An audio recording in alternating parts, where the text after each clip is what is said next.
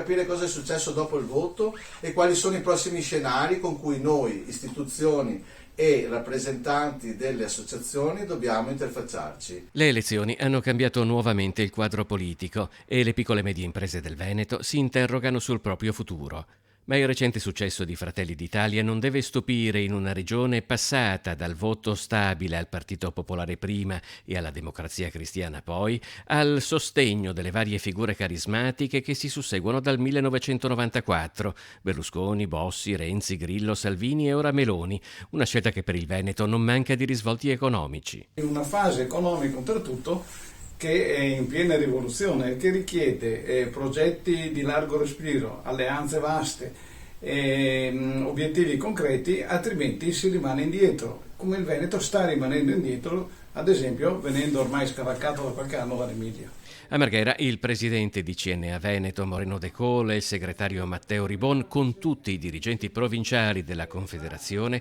partono da ieri per capire l'oggi e possibilmente il domani. Sarà il nostro compito in queste settimane muoverci per conoscere anche i nuovi protagonisti della scena nazionale che vengono dal territorio veneto e portare avanti l'istanza del nostro territorio anche nel contesto romano. L'oggi comunque è scandito in Veneto da un dato indiscutibile. Sempre meno giovani che devono farsi carico di sempre più anziani